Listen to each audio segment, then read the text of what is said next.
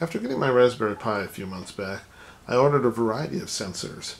As they come in, I'm deploying them with different enclosures. The first two enclosures I'm going to go through are one for the DHT22 temperature and humidity sensor, and one for an ESP8266 wireless module. I have the housing cut out for my DHT22 temperature and humidity sensor that I'm going to hook up to my Raspberry Pi. So just do a quick assembly. This will be the back. It'll screw on here like so. So just to see how it's going to go, we'll start with the sides and the roof. I'm just going to put those on here. Obviously it'll be all glued together.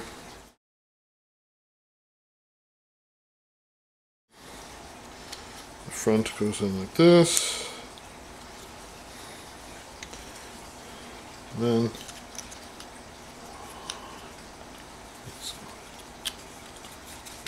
right now I have to kind of hold everything together, but once the top's glued, I'll just be able to slip that on and off like so to get access to the sensor, and it comes out looking like a cute little outhouse. Let's get a quick look at how it goes together. I have it screwed on, tie wrapped, and then the little housing goes right on over. It'll go on the ground.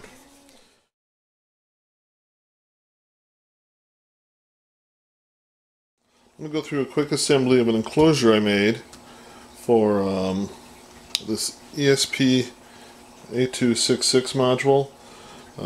Basically it's a wireless module that can be set up to send data back, or it can be used for a lot of different things. I've loaded it with Node MCU, set it up to transmit temperature back every 5 minutes to a web server, so I can just graph temperature in different spots remotely. For this assembly I'm going to leave the lid off. That's basically going to be hinged to be able to open and close, but for visibility purposes and stuff I'm going to leave the lid off. Let's see here. This will be the back panel here. Some of it's snug so it'll hold together. This is the middle one. It's for a cord. Oh.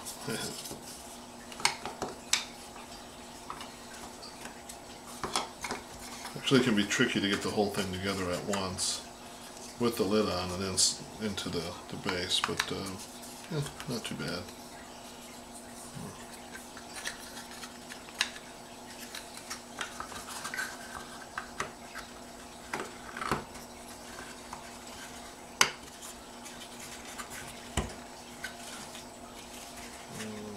Here. Alright. Obviously all the sides will be glued everywhere it's... Oh, just a spot there. There. Now we're in. As we can see, it goes together quite nicely. It's designed to hang on a wall, is the intent. So I'll just be putting a screw in. The hinge will work pretty much the same as my Pi enclosure. It's going to go right there and just kind of pivot open. So in this case I went with 2 C batteries, primarily because I had a battery holder for those. Plus it'll go a little longer that way. There's a way to make this go into a deep sleep mode by soldering a wire off one of the pins, but I just couldn't quite do it. That's all just going to go in the top here. I'm going to make a hole in one of these panels. I haven't decided where exactly yet, for my temperature sensor to stick out from the box. And that'll just get mounted. And I expect the C batteries to last 2 to 3 weeks. Here's a quick look at the finished enclosure. I have the temperature sensor packed in with a little weather stripping foam. It opens up. As you can see, we have the wireless module right here, and I did remove the LED, like some people suggested, for better battery life. It was kind of nice to have it to know that it was powered, but I can just go ping it from my PC. There we go. Here's a quick look at the graphing I'm doing so far with the sensors I received. Here's the DHT22. We have the outside temperature in Fahrenheit and humidity. This one's hooked up directly to the Raspberry Pi. If we click in here, we can see a little more detailed graphing. Over here we have the ESP8266. That was the wireless module, and then it has a DS18B20 temperature sensor in it, or attached to it. That one is where I can have it remotely in different spots. That sends the data back to my Raspberry Pi every 5 minutes.